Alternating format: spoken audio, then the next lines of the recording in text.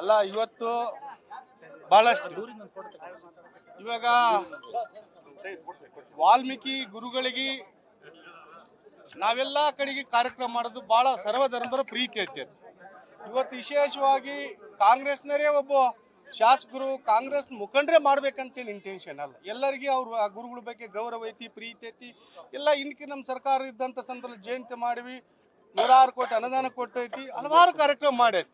ಇವತ್ತಿರಂಥ ಶಾಸಕರು ಇವತ್ತು ನಮ್ಮ ಜನಪ್ರಿಯ ಶಾಸಕರು ಗಂಗಾವತಿ ಜನಾರ್ದನ ಸಾಹೇಬರು ಭಾಳ ವಿಶೇಷವಾಗಿ ಗಂಗಾವತ್ಲಿದ್ದು ಬರೋಂಥವ್ರು ಆ ಕಾರ್ಯಕ್ರಮ ಅಜೆಂಡಾ ಗುರ್ತಿಟ್ಕೊಂಡು ಕಾಸಿ ಯಾವುದೇ ಒಬ್ಬ ಶಾಸಕ ಆದವರು ಯಾವುದೇ ಸರ್ವಧರ್ಮದ ಯಾವುದೇ ಪಕ್ಷಿ ಶಾಸಕರಾದ್ರೂ ಕೂಡ ಮಾತಾಡ್ಬೇಕಾದ್ರೆ ಸೌಜನ್ಯ ಇರ್ತೈತೆ ಅಂತ ನಾನು ಭಾವಿಸ್ಬೇಕಾಗ್ತೈತಿ. ಔಷಧಿನಲ್ಲಿ ಕೂಡ ಭಾಳಷ್ಟು ನಮ್ಮ ಶಾಸಕರ ಬಗ್ಗೆ ಭಾಳ ಅಗ್ರವಾಗಿ ಮಾತಾಡಿದ ದಿನಗಳು ನಾವು ನೋಡಿವಿ. ನಿನ್ನೆ ಮೀಡಿಯಾದಲ್ಲಿ ಕೂಡ ಭಾಳ 26-27 ವಯಸ್ಸು ಏಜಿನ ಹುಡುಗ ಹಗುರವಾಗಿ ಮಾತಾಡೋದು ಯಾರಿಗೂ ಕೂಡ ಒಪ್ಪಂತ ಮಾತೇನಲ್ಲ. ಇವತ್ತು ಎಂಥ ಶಾಸಕರು ಹಿಂದೆ ಭಾಳಷ್ಟು ಮಂದಿ ನಿಂತಾರೆ ಆಗಿ ಈ ಜಿಲ್ಲೆದಲ್ಲಿ ಆಗಿ ಹೋದರು ನೋಡಿವಿ ನಾವು.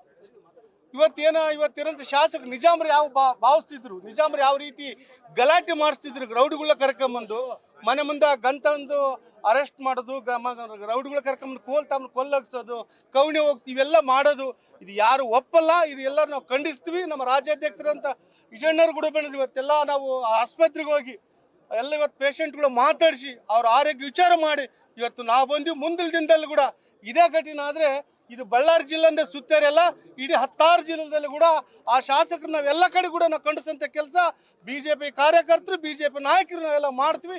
ಇದು ಸರಿ ವರ್ತನಲ್ಲ ಅಂತ ಕೂಡ ನೀವು ಹೇಳ್ಬೇಕಾಗ್ತದೆ.